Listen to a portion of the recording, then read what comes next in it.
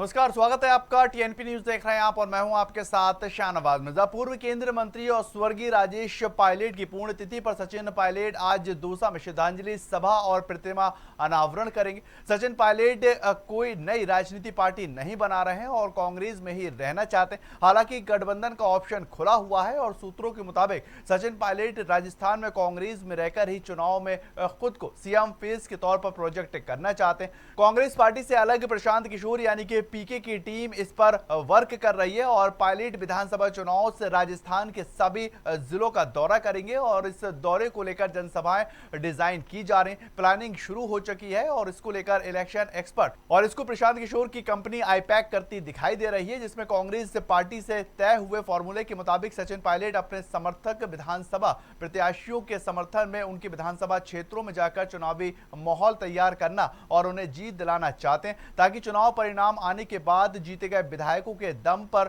संख्या बल के आधार पर अपना दम दिखा सकें। उधर 2024 लोकसभा चुनाव के लिए अरविंद केजरीवाल भी एक्टिव हैं और दिल्ली के चीफ मिनिस्टर चुनावी कैंपेन में पूरी ताकत झोंक रहे हैं। इसी सिलसिले में रामलीला मैदान में आज मेगा रैली करेंगे और केंद्र सरकार के ट्रांसफर पोस्टिंग वाले अध्यादेश के खिलाफ होने वाली इस रैली में 1 लाख से ज्यादा लोगों के आने का दावा किया जा रहा है। वहीं इससे पूर्व कांग्रेस के नेता और समाजवादी पार्टी के सहयोगी राज्यसभा सांसद कपिल सिब्बल भी इसमें शामिल होंगे और इसको लेकर पार्टी ने उनको ट्वीट कर धन्यवाद व्यक्त किया है।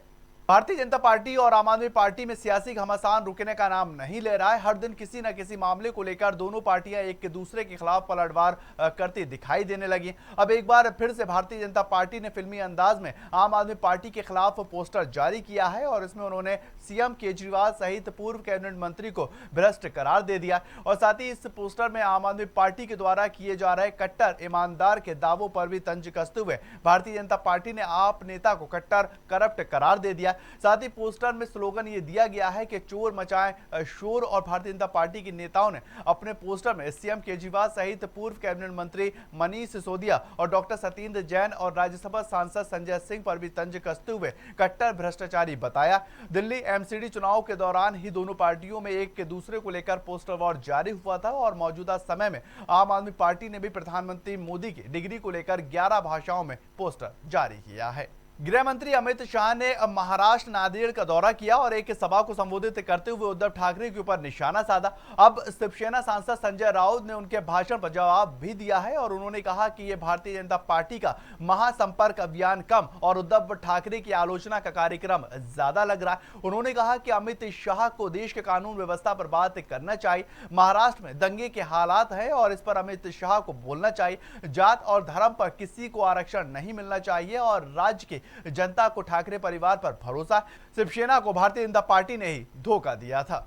एनसीपी के चीफ शरद पवार ने शनिवार को पार्टी के 2 कार्यकारी अध्यक्षों का ऐलान करा है और शरद पवार ने अपनी बेटी सुप्रिया सुले और प्रफुल्ल पटेल को यह जिम्मेदारी सौंपी है। हालांकि शरद पवार के भतीजा अजीत पवार इस फैसले से खुश नहीं दिखे हैं और मुंबई में आयोजित एनसीपी के 25वें स्थापना वर्ष कार्यक्रम से वो बिना किसी बात किए ही निकल गए। बाद में उन्होंने सफाई देते हुए कहा कि सुप्रिया को कार्यकारी अध्यक्ष बनाने के फैसले पर पहले से ही फैसला लिया जा चुका था।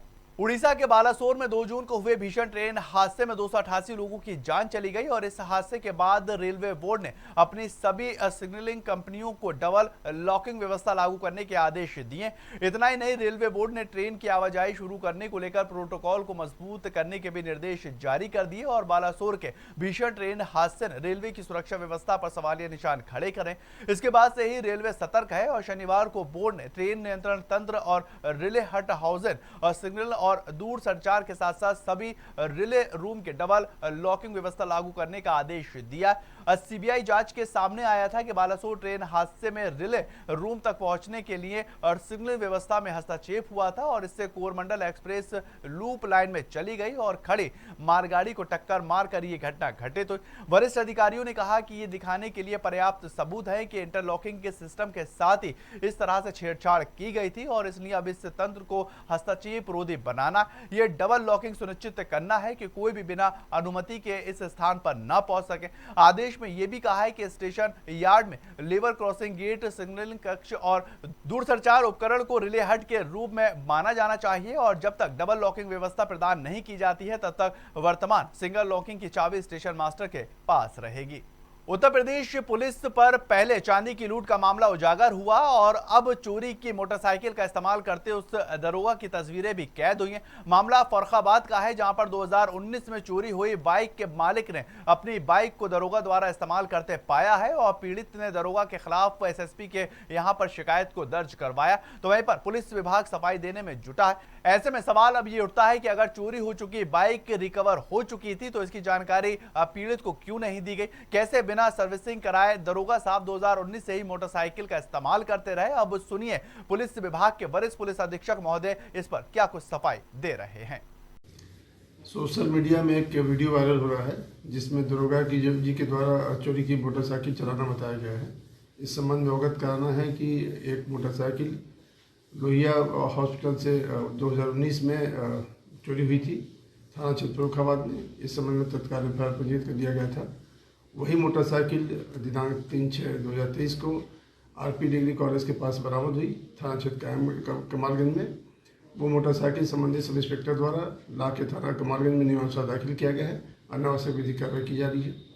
खबर रामपुर के शाहबाद से है। शाहबाद में डकैती में वंचित चल रहे बदमाशों को पुलिस ने मुठभेड़ के दौरान गिरफ्तार किया है और घायल बदमाश को उपचार के लिए जिला अस्पताल में भर्ती करवाया। दबोचा गया बदमाश बवरिया गैंग का सदस्य है और बीते 13 दिसंबर तक मंगलवार रात 11 बजे से लेकर देर रात तक हथियार से लैस नकाबपोश अज्ञात बदमाशों ने शाहबाद के लोदीपुर गांव में किसान करमवीर और कुंवरपाल के घर पर घुसकर लूटपाट की थी। लूटपाट का विरोध करने पर करमवीर के परिवार और कुंवरपाल के परिवार के साथ मारपीट भी की गई थी। जिसकी पुलिस को तलाश थी अर्जुम और अंजुम, तो 25,000 का इनामी था, वही था। इसके पैर में गोली लगी है। इसे शाहबाद रेफर किया गया। शाहबाद से फिर जिला अस्पताल भेज दिया गया है। ये पिछले साल दिसंबर में एक लूट हुई थी लोदीपुर में, तो उसमें वांछित चल रहा था। इसके 3 साथी जेल जा चुके हैं। ये बावरिया गैंग से संबंधित है और फिलहाल ये खतरे से बाहर।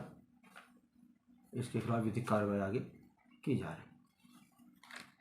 चलिए फिलहाल इस बुलेटिन में इतना ही। ताज़ा खबरों के लिए आप लगातार बने रहें टीएनपी न्यूज़ के साथ।